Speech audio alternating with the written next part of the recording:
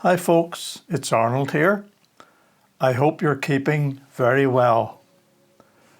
This is my third poem based on one of my favourite stories from the amazing life of Jesus.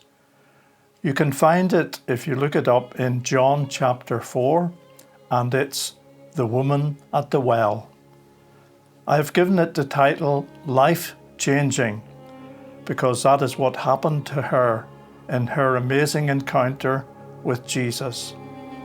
I hope you enjoy it and find it helpful. Life changing. She was hurting and friendless and felt very alone, despised by the Jews and marginalised by her own. With 5 marriage failures and someone else in the frame, her future seemed hopeless until that day he came. As usual, she went in the heat of the day to avoid the harsh looks and cruel words they might say. To Jacob's well outside Sychar, dug a long time ago, hoping not to encounter any folks she might know. But someone was there, and to her great surprise, he spoke kindly while looking her straight in the eyes. She could not believe that a man and a Jew would speak to a Samaritan. Surely he knew. She expressed her surprise when he asked for a drink. He said, "If you knew who I was, you would think to ask me for the water I can supply, that is living and endless and will never run dry. Sir, give me this water so I won't thirst again." He said, "Go call your husband, then come back again." She replied, "I have no husband." Jesus said, "You have had 5. Now you're living with someone while they're still alive." She was taken aback. "You're a prophet," she gasped. Then in her confusion, this question she asked, "Are you saying Jerusalem is a place to worship God? We worship on this mountain where our ancestors trod." Jesus said, "A time is coming when you won't need a place, but in spirit and truth, worship God face to face." She replied, "When Messiah comes, then we will see." "Look no further," said Jesus, "for I am He."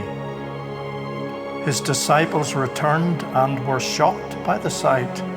Their faces showed clearly they didn't think it was right. The woman rushed off without her water pot to tell the whole town the good news she had got. "There's a man at the well who knew all about me. Could this be the Messiah? Come and you'll see." Many came to see Jesus on that red-letter day, and on hearing his teaching, they begged him to stay. For 2 days they listened, and many believed, and by trusting in Jesus, new life they received. Her encounter with Jesus had removed shame and strife, and replaced it with peace and with eternal life.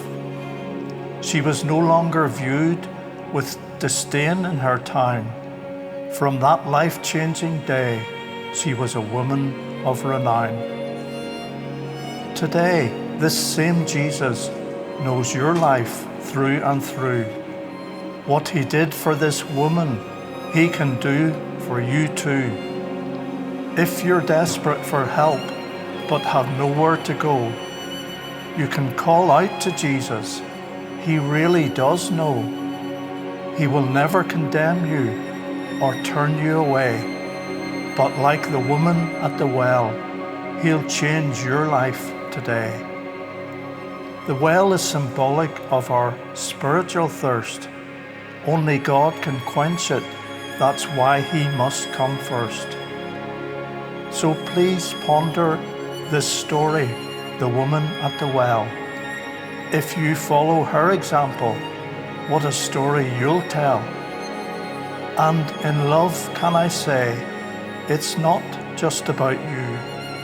God will use you to help change other lives too. When you think of this story, please keep this in mind. God is not only forgiving, He is so very kind.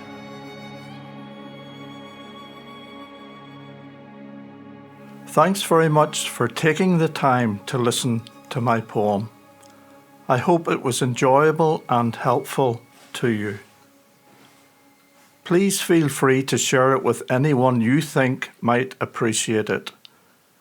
If you would like to hear some more, then just press the subscribe button. In the meantime, keep well and be blessed.